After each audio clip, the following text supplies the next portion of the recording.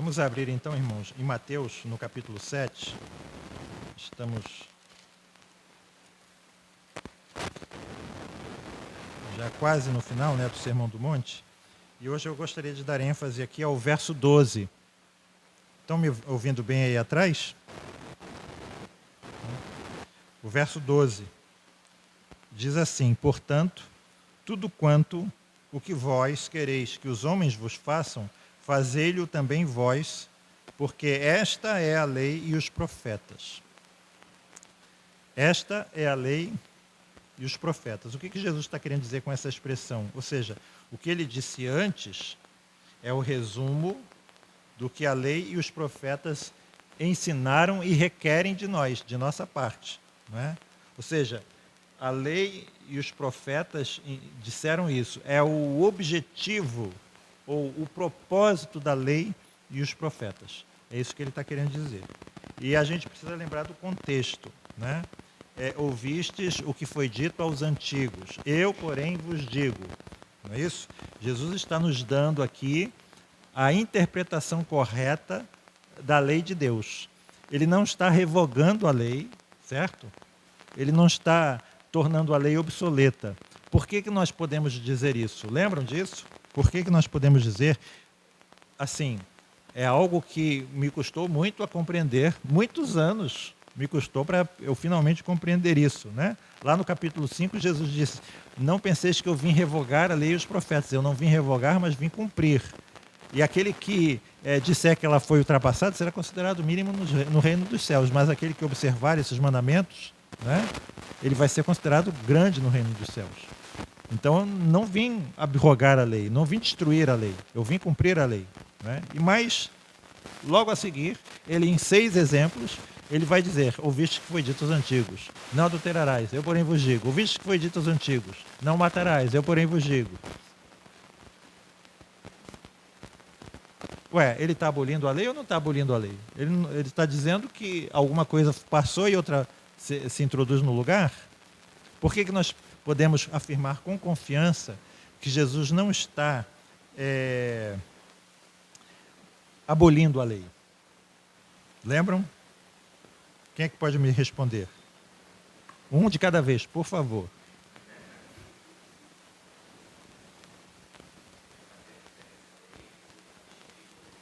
Exatamente. Certo? A gente não pode deixar de lembrar disso, né, irmãos?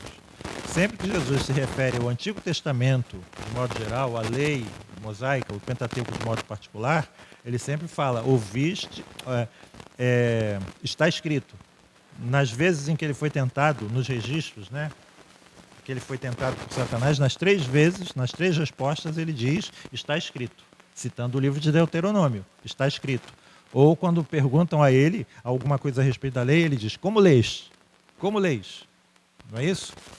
Então, é sempre a leitura que é conectada à lei. Aqui, nenhuma vez ele fala de leitura, ele fala: ouvistes o que foi dito. Ou seja, ele está falando de uma tradição oral, certo? De uma interpretação rabínica incorreta, inadequada, né?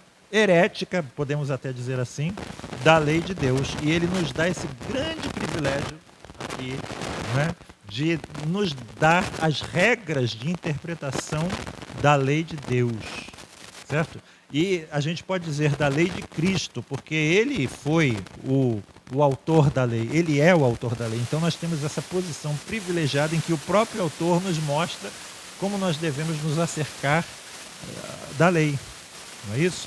E essa forma é a forma como o Catecismo Maior se acerca da própria lei. Ele usa o método de Jesus aqui, né? Ele usa o que Jesus nos ensina para interpretar o decálogo na segunda parte do Catecismo Maior de Westminster, que é um dos pontos altos do catecismo. Né? Olha, acho que o catecismo é como se fosse uma serra, tem vários picos, né? Pontos altos, e esse é um dos pontos altos do catecismo. Se alguém ainda não leu, né, a exposição que o Catecismo Maior faz da lei moral, por favor, leia. Certo? Por favor, leia. A segunda parte ali, a partir das perguntas 90, né, que vai até a 150, 151, é uma coisa assim, que é absolutamente essencial para a nossa fé. Certo? É fundamental para a nossa fé a interpretação que o catecismo dá, certo? Então, Jesus nos está dando essa interpretação correta da lei. E existe um contexto ainda mais restrito aqui, né, em que nós vemos, no capítulo 7, está em vista a questão do julgamento. E essa conjunção aqui, portanto, certo? Ela liga esse versículo ao bloco inicial, antes dele interromper aqui sobre a questão da oração, né? Ou seja, a questão do julgamento, né, nessa questão muito prática aqui do nosso relacionamento com outras pessoas, certo? Nesse nosso relacionamento com outras pessoas, que esta aqui, no verso 12, seja a regra que conduza, que determine as nossas ações. As suas ações no relacionamento com as outras pessoas devem ser pautada por isso que Jesus acabou de dizer aqui no verso 12. Certo? E é interessante que há uma ligação aqui com o capítulo 22, abram aí, 38 e 39. Marquem o dedo, Mateus capítulo 7, e vão para Mateus capítulo 22, os versos 38 e 39. Eu vou ler a partir do verso 36 para contextualizar. 35. Um dos fariseus, doutor da lei, interrogou-o para o experimentar, dizendo: Mestre, qual é o grande mandamento na lei? E Jesus disse-lhes: Amarás o Senhor teu Deus de todo o teu coração, de toda a tua alma, de todo o teu pensamento. Este é o primeiro e grande mandamento. O segundo, semelhante a este, é: amarás o teu próximo como a ti mesmo. Reparem, a frase, destes dois mandamentos dependem toda a lei e os profetas. Reparem que Jesus também diz aí no verso 12 do capítulo 7, né, porque esta é a lei e os profetas. Né? Então há uma ligação entre o capítulo 7 e esses versículos do capítulo 22, né, com relação ao nosso relacionamento com o nosso próximo. Ame o seu próximo como a si mesmo. Faça o que você quer que os homens vos façam, fazei-o vós também. Como é isso na prática? Como é isso na prática? É exatamente isso. Faça o que você gostaria que fizessem com você. É basicamente isso. E aqui nós temos uma questão muito prática, né? Se você tem algum tipo de dificuldade de relacionamento com alguém, você não deve, primeiramente, olhar para a pessoa com a qual você tem dificuldade de relacionamento. Lógico que depois você também pode olhar para ela. É aquela questão do argueiro e da trave. Lembra? Cuidado com você primeiro, olha para você primeiro, certo? E você precisa se perguntar a você mesmo, né?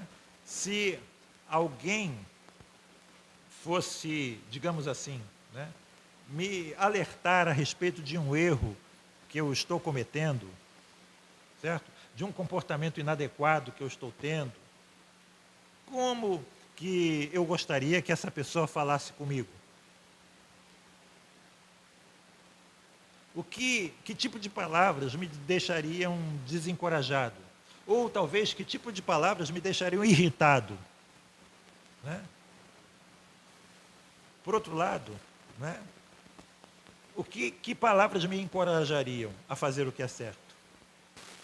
Que palavras me alegrariam e me conduziriam ao caminho da verdade? Né?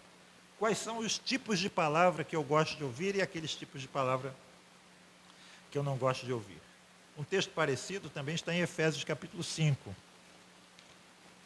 Abram aí Efésios capítulo 5.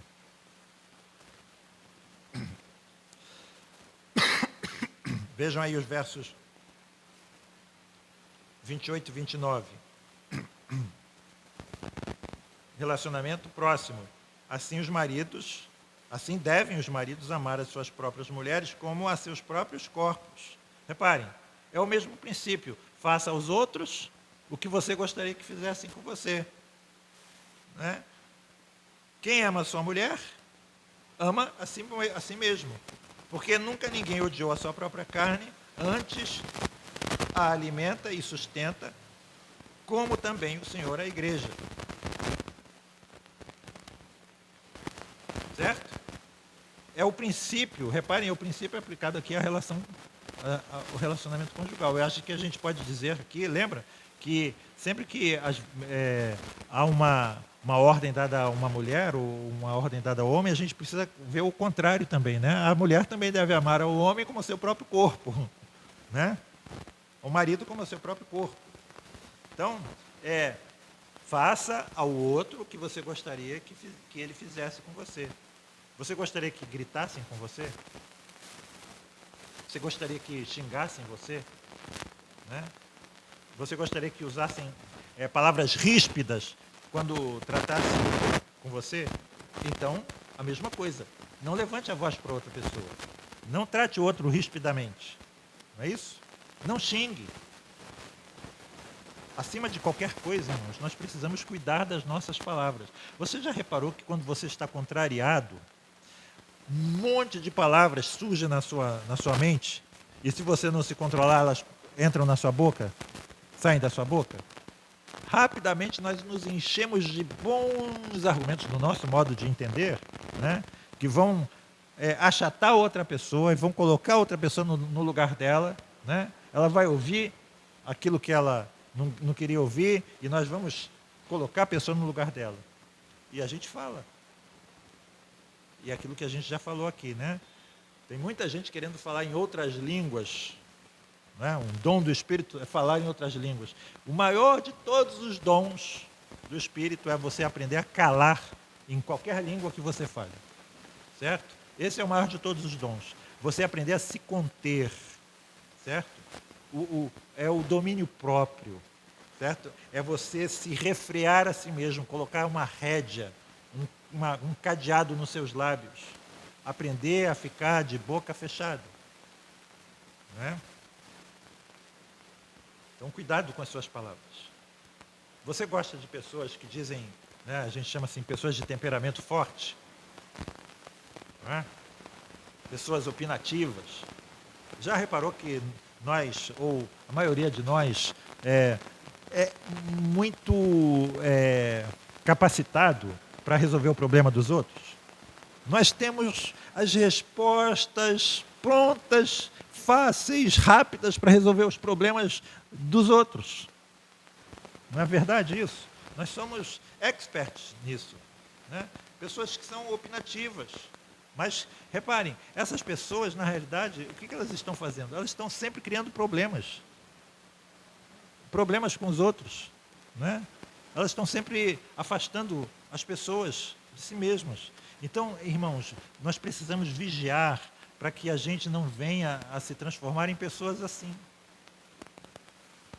E é interessante que quanto menos essa pessoa, digamos assim, ela trilha o caminho de Deus, mais ela pensa que é boa. Já reparou isso? É interessante isso. Quando você vai conversar com certas pessoas, elas dizem, mas eu não fiz nada. Você conversa com o Daniel Alves, não sei se vocês viram lá, né? Sendo julgado por estupro. É uma coisa que para mim é um absurdo. Agora a defesa alegou, eu fiz isso quando estava bêbado. E lá, isso estava vendo no jornal, não sei se você viu, diminui a metade da pena. Porque o cara estava bêbado. O sujeito estava bêbado, então, em vez de ganhar 12 anos, ele vai ganhar só 6 porque estava bêbado. Ora, para mim, o estar bêbado seria um agravante da pena e não um atenuante, porque quando você bebe, você sabe do que você é capaz de fazer. Você já não está no seu domínio próprio. Então, você está assumindo riscos. Né? Então por aqui que é a lei seca, né? Para que a lei seca, então? Se o sujeito está dirigindo bêbado, ele não está... atenua a gravidade do delito dele? É evidente que não. Né? Então, são pessoas que pensam que estão fazendo as coisas certas. não tem capacidade de se autoavaliar, de se fazer aquilo que o Salmo 139 diz, né? Sonda-me, ó Deus. Nessa sondagem pessoal com o auxílio do Espírito Santo, vemos se há realmente em nós um caminho mau. Essa é uma prática que os puritanos faziam todo dia, né? Então, nós precisamos lembrar disso, nós precisamos ter isso em vista, né? É assim que você deve ser, é assim que você deve fazer, se você quiser de fato agradar a Deus, né? Fazer aos outros o que você quer que façam com você mesmo. Ame o seu próximo. Ame o seu próximo. Faça com ele o que você gostaria que fizessem com você. Compreenda o seu próximo. Procure compreender, procure desejar a felicidade dele, né? Como você deseja a sua própria felicidade, né? Por outro lado, existe aqui um teste muito bom para a gente sondar como está a nossa vida espiritual, né? Qual é o teste? Se eu perguntar o que você acha dessas palavras que eu acabei de dizer, o que você responderia? Do que eu disse até agora, né? Provavelmente você dirá, corretas, adequadas, excelentes, né? Se eu sair aqui e falar a mesma coisa para as pessoas da rua, ame o seu próximo, faça com ele o que você gostaria que fizessem com você, o que você acha dessas palavras? As pessoas da rua vão dizer também, ótimo ensino, não é isso? Então, por que nós temos tantas dificuldades de relacionamento? Né? Por que existem tantos desentendimentos? Por que existe tanta infelicidade nos relacionamentos humanos? Por que existem pessoas que não conseguem olhar para outra pessoa sem ódio? Por que existem pessoas que não conseguem mais falar com outras? E a resposta nós sabemos qual é, não é? É porque eu e você somos seres decaídos. Porque nós somos seres decaídos. Porque dentro de nós existe uma força que nos arrasta para o mal e para a desobediência. É por isso, né? Nós ouvimos essas palavras e pensamos, é muito bonito, né? Mas quando nós nos levantamos dos bancos aqui e vamos para casa, né? Nós muitas vezes não agimos conforme isso.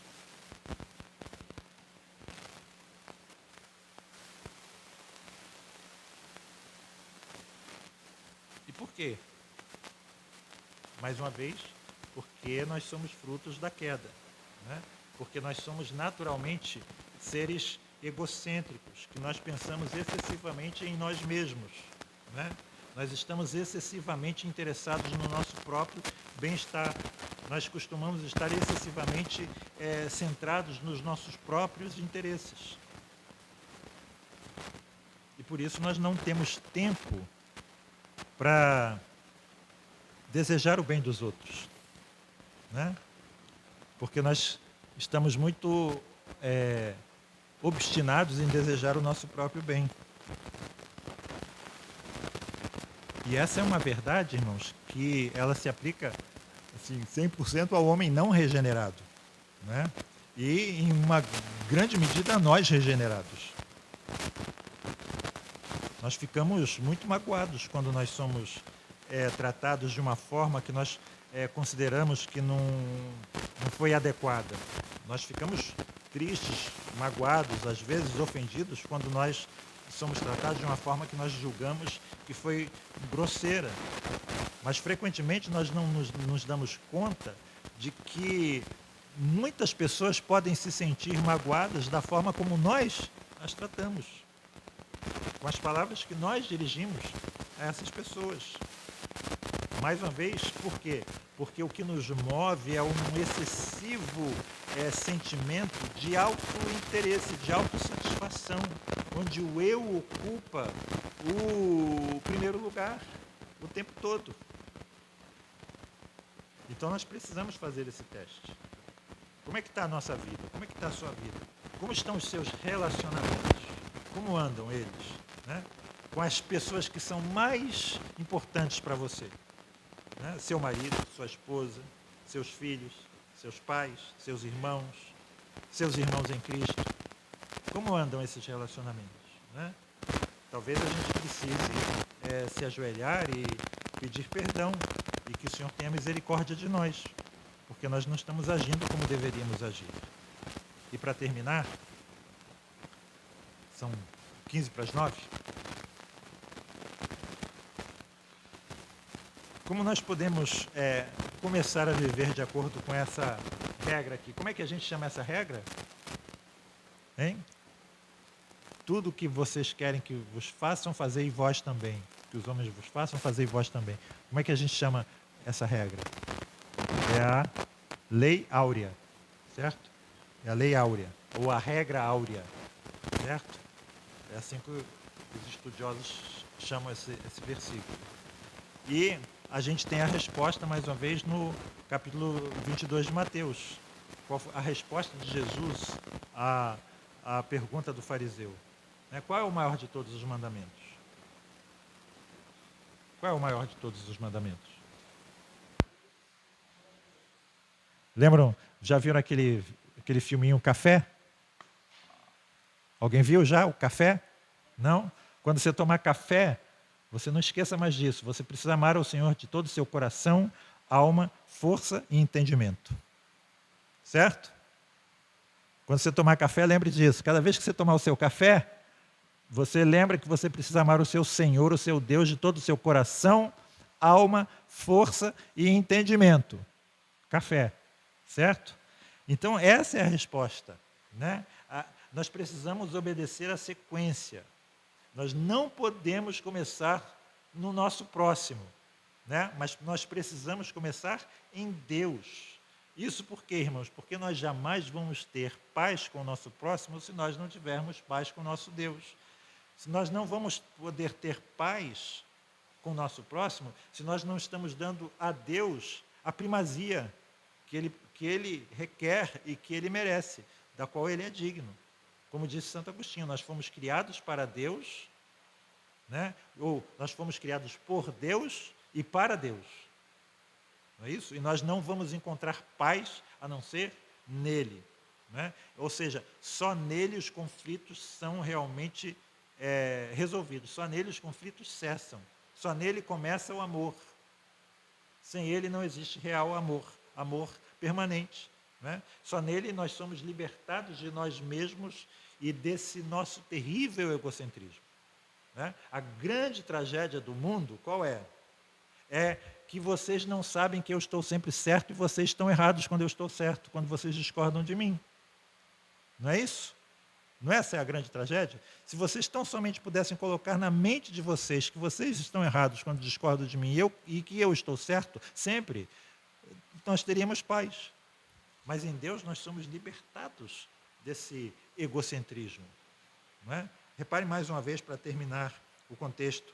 Né? Mateus 7, de 9 a 11.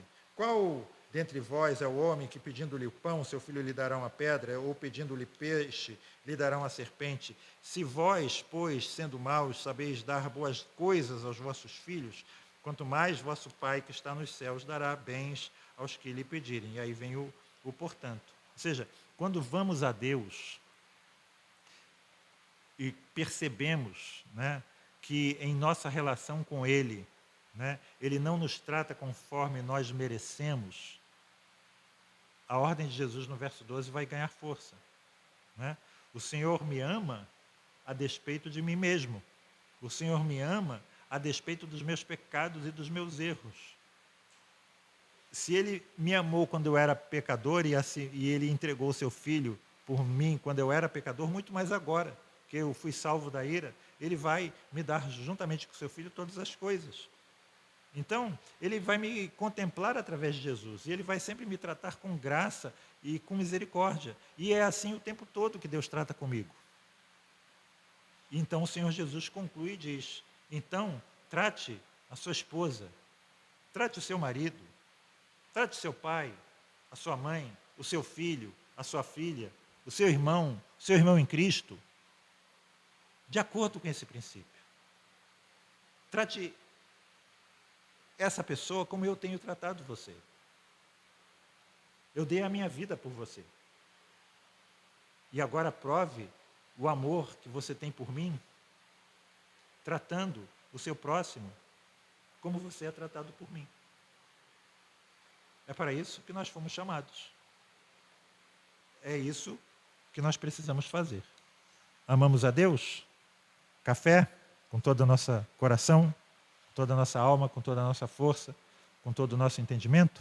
Então, vamos provar isso amando o nosso próximo como a nós mesmos. Que Deus nos abençoe. Amém.